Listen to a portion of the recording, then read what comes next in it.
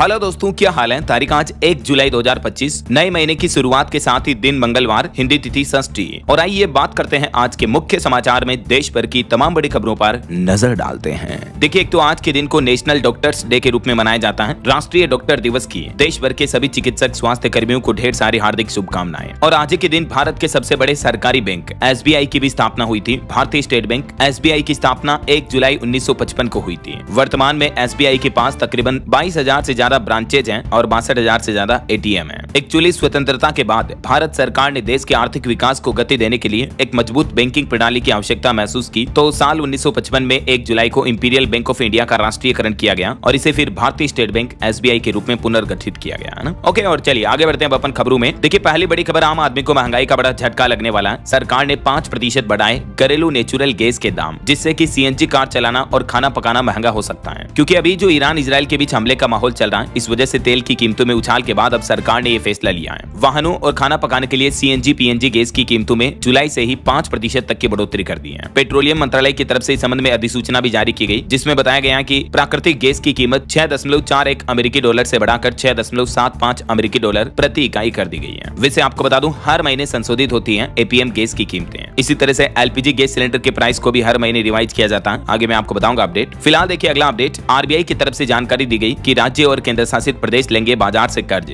जुलाई, अगस्त, सितंबर इस तिमाही में 2.86 लाख करोड़ रुपए जुटाने की योजना है। देश भर के राज्यों की मार्केट से उधार लेकर के ये फंड कलेक्ट किया जाएगा। और RBI ने अपनी एक रिपोर्ट में ये भी कहा कि देश में बैंकों का NPA कई दशक के निचले स्तर पर पहुंच चुका है, लेकिन क्रेडिट कार्ड पर सरकारी बैंकों का NPA 14.3% हुआ। NPA का मतलब होता है नॉन परफॉर्मिंग एसेट, यानी ऐसे लोग जिनको बैंक लोन तो दे देते हैं लेकिन वो वापस लोन चुकाते नहीं है, तो उस अमाउंट को NPA घोषित किया जाता है। वहीं देखिए, भारत सरकार ने चीन पर बड़ा एक्शन लिया और चीन के 4 केमिकल्स पर लगाया डंपिंग रोधी टैक्स भी। चीन द्वारा आयातित 4 रसायनों पर यह शुल्क लगाया गया। कौन कौन से रसायन है देख सकते हैं आप। घरेलू कंपनियों को राहत देने के लिए सरकार ने यह फैसला लिया है। और इस बार वित्त वर्ष 2026 में मुद्रास्फीति भी 3.2% रहने का अनुमान है। खपत को बढ़ावा मिलेगा। मुद्रास्फीति का मतलब मोटा मोटी आप समझ सकते हैं कि महंगाई को लेकर यह अनुमान लगाया है सरकार ने। वहीं PM मोदी ने कहा कि इंफ्रास्ट्रक्चर और डिफेंस से लेकर इलेक्ट्रिक मोबिलिटी और क्लीन एनर्जी तक स्टील उभरते भारत का आधार है। भारत के लिए एक और अच्छी खबर आ रही है कि भारत में कचरे में मिल गई वो चीज, चीन जिसके दम पर इतने दिन दादागिरी कर रहा था, उछल रहा था, तो उस मुद्दे पर आखिरकार भारत के लिए अच्छी खबर आई है। भारत की कोयला और पेट्रोलियम खदानों से अब रेयर अर्थ मिनरल्स भी निकाले जाएंगे। अगले महीने अगस्त से ही सिंगरेनी कोलियरीज की 2 खदानों से REEs यानी रेयर अर्थ मिनरल्स का उत्पादन शुरू हो जाएगा। सभी खदानों को अब अपने खनिज कचरे की जांच करनी होगी, सरकार द्वारा आदेश दिया गया। चलिए अगला अपडेट देखिए, GST लागू हुए 8 साल पूरे हो चुके हैं। पिछले 5 साल में GST टैक्स कलेक्शन दुगुना हुआ। 2024-25 में हर महीने औसतन 1.84 लाख करोड़ का टैक्स कलेक्शन हुआ GST के जरिए। बीते दिन 30 जून को GST दिवस मनाया गया और इस मौके पर सरकार ने ये आंकड़े भी जारी किए कि 5 साल में कर संग्रह दुगुना हुआ है। और अभी हमारे देश में सक्रिय करदाताओं की संख्या यानी एक्टिव टैक्स पेयर्स जो हैं वो 1.5 करोड़ के भी ऊपर पहुंच चुके हैं। तो GST टैक्स कलेक्शन बढ़ने के साथ ही GST सिस्टम लागू होने से बिजनेस में भी आसानी हुई। यहाँ तक कि मार्केट एक्सपर्ट ने तो अब पेट्रोल डीजल पर भी GST लगाने का सुझाव दिया है। अगर इन पर GST लगता है तो पेट्रोलियम पदार्थों की कीमतें कम हो सकती है ना। चलिए अगला अपडेट देखिए, करोड़ों युवाओं को भारत सरकार ने बड़ा तोहफा दिया है। लॉन्च हुआ माई भारत 2.0 पोर्टल। भारत सरकार ने देश के युवाओं के लिए नया पोर्टल लॉन्च किया है। ये पोर्टल उनके करियर कौशल विकास के लिए एक स्मार्ट, उत्तरदायी और तकनीक आधारित मंच प्रदान करेगा। सरकार का कहना है कि युवाओं के लिए नए अवसर लाएगा ये पोर्टल, और इस पोर्टल को सरकार ने WhatsApp के साथ भी इंटीग्रेट किया है। इस पोर्टल पर जो भी युवा रजिस्ट्रेशन करना चाहते हैं तो आप mybharat.gov.in इस एड्रेस पर जाएं और फिर आपका रजिस्ट्रेशन करके ईमेल, मोबाइल नंबर वगैरह OTP वेरीफाई करके आप रजिस्ट्रेशन कर सकते हैं। क्या है माई भारत 2.0 पोर्टल और इसकी विशेषताएं क्या है देख सकते हैं आप। इस बाबत डिटेल जानकारी भी। साल 2047 तक विकसित भारत का लक्ष्य हासिल करने के लिए भी युवाओं की ऊर्जा का पूर्ण उपयोग हो पाएगा इस पोर्टल के माध्यम से, है ना। सरकार ने युवा शक्ति के लिए इसको एक ऐतिहासिक मंच बताया है, तो जरूर देश के युवा इस पोर्टल पर जाकर रजिस्ट्रेशन करें और चेक करें कि आपको क्या क्या बेनिफिट मिलने वाले हैं। चलिए अगला अपडेट देखिए, नॉमिनी नहीं होगा तो निवेश भी नहीं कर पाएंगे। PPFAS म्यूचुअल फंड की तरफ से यह नया नियम लागू किया जा रहा आज 1 जुलाई से ही। ये एक काफी फेमस म्यूचुअल फंड हाउस है, उसकी तरफ से अपने निवेशकों के लिए अलर्ट जारी किया है कि 1 जुलाई 2025 से नॉमिनी डिटेल को बिना पूरा किए आपके एप्लीकेशन को रिजेक्ट माना जाएगा। वैसे आज 1 जुलाई से और भी कई सारे नियम बदलने जा रहे हैं, जैसे कि रेलवे में सफर करना महंगा हो जाएगा, रेलवे की तरफ से किराए में बढ़ोतरी की जा रही है। रेल मंत्रालय की तरफ से यह ऑफिशियली प्रेस नोट जारी किया गया कि साधारण श्रेणी में 500 किलोमीटर तक के सफर में कोई बढ़ोतरी नहीं की गई है, लेकिन 500 से 1500 किलोमीटर तक की दूरी के लिए 5 रुपए और 2500 किलोमीटर तक की दूरी के लिए 10 रुपए और 2500 से 3000 किलोमीटर तक की दूरी के लिए अगर आप सफर करते हो तो 15 रुपए की आपके रेल किराए में बढ़ोतरी होने वाली है। इस 1 जुलाई 2025 से आज की तारीख से ये रेलवे की नए किराए लागू होंगे और भी डिटेल आप देख सकते हैं। अलग अलग तरह की श्रेणियों के लिए 1 पैसे 2 पैसे प्रति किलोमीटर तक की मामूली बढ़ोतरी की गई है। ये गवर्नमेंट की तरफ से ऑफिशियली प्रेस नोट भी जारी किया गया है इसको लेकर। तो एक एग्जांपल से समझ लीजिए, भारतीय रेलवे ने जो आज 1 जुलाई से किराए में बदलाव किए हैं उससे अब आपका रेलवे सफर कितना महंगा होगा। तो एग्जांपल से समझिए, जैसे आप उत्तर प्रदेश में हरदोई से लखनऊ तक की यात्रा करते हो तो यात्रियों को 2 रुपए ज्यादा देने पड़ेंगे और दिल्ली जाने के लिए 8 रुपए तक का अतिरिक्त किराया देना पड़ेगा, ठीक है ना। अच्छा, इसके अलावा भी 1 जुलाई 2025 से रेलवे सफर में और भी कई बदलाव लागू होने जा रहे हैं, जैसे कि तत्काल टिकट बुकिंग वगैरह पर नियम लागू होंगे। आधार कार्ड ओटीपी वेरिफिकेशन अनिवार्य होगा 15 जुलाई से ही। रेलवे के एजेंट तत्काल टिकट बुकिंग 30 मिनट तक नहीं कर पाएंगे वगैरह वगैरह। और रेलवे अभी तो एक और प्लान ये कर रहा है कि ट्रेन निकलने से 8 घंटे पहले आपको कंफर्म टिकट मिल जाएगा। अभी 4 घंटे पहले चार्ट बनने पर पता चलता है कि आपका टिकट कंफर्म हुआ या नहीं हुआ, लेकिन ये रिजर्वेशन चार्ट अब ट्रेन के डिपार्चर के 8 घंटे पहले आपको मिल जाएगा। रेलवे की तरफ से देश भर में ये भी नया नियम बदलाव लागू किया जा रहा। अच्छा, रेलवे के अलावा भी दोस्तों यूपीआई से लेकर पैन कार्ड तक आज 1 जुलाई से और भी कई नियम बदलने जा रहे हैं। यूपीआई चार्जबैक के नियमों में बदलाव किया जा रहा। पैन कार्ड बनवाने के लिए अब आपका आधार कार्ड नंबर देना अनिवार्य होगा। तत्काल ट्रेन टिकट बुकिंग के नए नियम लागू हो रहे हैं, तो मैंने आपको बताई दिए। और भी दोस्तों banking, GST, LPG gas cylinder समेत 1 जुलाई 2025 से ही ढेर सारे नियमों में बदलाव हो रहा है, ठीक है। तो इन सभी बदलावों के नए नियमों की विस्तृत जानकारी मैंने अभी एक दिन पहले आपको डीएलएस न्यूज चैनल पर अलग से वीडियो में बताई है कि 1 जुलाई 2025 से क्या क्या 10 बड़े बदलाव नए नियम लागू होने जा रहे हैं, ठीक है ना। तो ये इस वीडियो में आप देख लीजिएगा, इसका लिंक भी मैं नीचे डाल दूंगा डिस्क्रिप्शन और पिन कमेंट में, ठीक है। तो ये आज की खबरें समाप्त होने के बाद देख लीजिएगा। चलिए फिलहाल आगे बढ़ते हैं खबरों में। देखिए आप, अब अगली तिमाही के लिए सरकार ने पीपीएफ, एसएसवाई समेत सभी स्मॉल सेविंग स्कीम की अपडेटेड ब्याज दरों का भी ऐलान कर दिया है। हर 3 महीने में भारत सरकार की तरफ से स्मॉल सेविंग स्कीम योजनाओं में जो ब्याज दरों का अपडेट जारी किया जाता है, तो इस बार की तिमाही में कोई बदलाव नहीं किया गया। वैसे दिसंबर 2023 के बाद से दरें नहीं बदली हैं, अभी भी आपको पीपीएफ पर 7.1% ब्याज मिलता रहेगा। तो ये एक अच्छी बात है। हालांकि आरबीआई ने रेपो रेट वगैरह घटाई थी अभी पिछले महीने ही, बावजूद इसके सरकार ने इन स्मॉल सेविंग स्कीम के इंटरेस्ट रेट में कोई कटौती नहीं की है।